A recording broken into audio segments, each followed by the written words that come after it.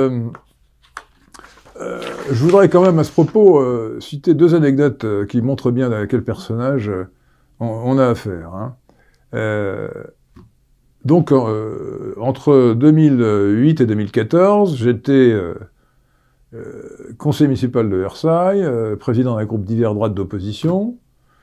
Je me suis pas représenté en 2014, peu importe. Et pendant 6 ans, donc, le maire étant Mazières, François de Mazières, François-Xavier Bellamy était adjoint à la jeunesse, il continue de l'être aujourd'hui, c'est-à-dire qu'il y avait un poste pratiquement sans contenu. Hein, voilà. Sauf entretenir quelques relations avec quelques caïds de cités de l'immigration. Car à Versailles, contrairement à ce que pensent les gens qui ne connaissent pas bien la ville, il y a quand même 3 cités d'immigration, Jussieu, Moser et Richard Mick.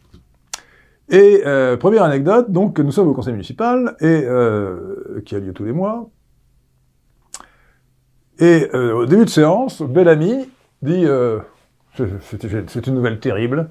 Je vais vous demander de célébrer une minute de silence en mémoire du jeune Rachid qui vient de se tuer accidentellement.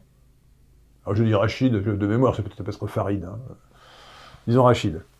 Alors, évidemment, je n'avais jamais entendu parler de ce Rachid, j'ai observé la minute de silence. Je ne suis pas sûr de m'être levé, peut-être que je me suis levé, enfin, je ne sais pas. En tout cas, je me suis tu. Bon.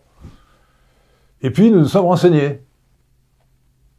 Le nommé Rachid, de la cité de Jussieu, c'est un immigré algérien binational, qui était un caïd de la cité, trafic de drogue, et qui s'est tué au volant d'une Maserati qu'il avait louée pour s'amuser, et sur l'avenue de Paris, oui, l'avenue de Paris, c'est la grande avenue qui est dans l'axe du château de Versailles, elle est immense, et alors il s'est amusé, comme si c'était une piste de course, à faire du 200 km/h à 3h du matin, et il sait évidemment, Maserati c'est difficile à conduire, surtout à 200 km/h, et donc il s'est tué. Bon.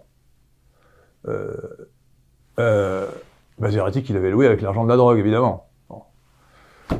Et donc, c'était pas très glorieux. Alors, nous avons appris également qu'il y avait eu une marche blanche, c'est très à la mode, ça aurait dû être une marche verte, d'ailleurs, en l'occurrence, puisqu'il s'agissait d'un musulman, derrière des drapeaux algériens, dans la cité de Jussieu, et Bellamy était là, au premier rang de la marche verte, de la marche blanche, en la mémoire de Rachid, le caïd de la cité. Bon.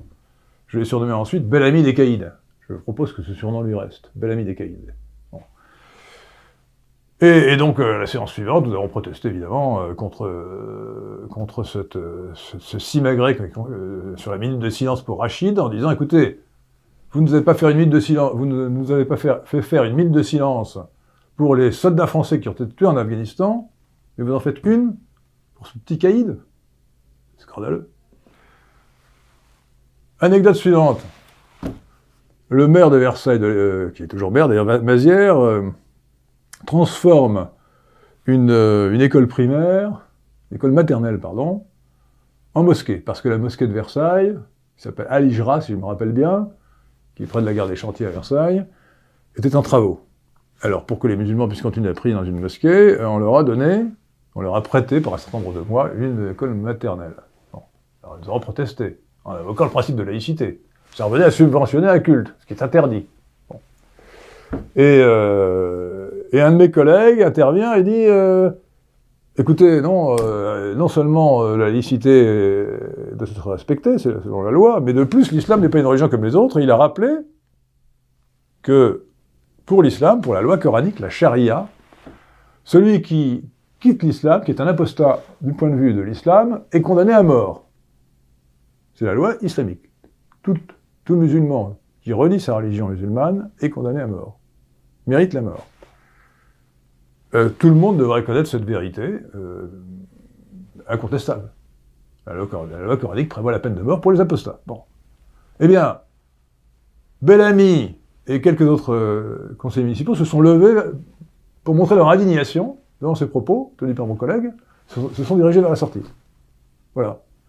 Donc dire la vérité sur l'islam, pour Bellamy, c'est un scandale. Alors il a prouvé d'abord son ignorance, c'était bien la peine d'avoir fait Normal Sup, car il devrait le savoir, et il a surtout prouvé son islamo-servilité. Donc c'est un candolle islamo-servile.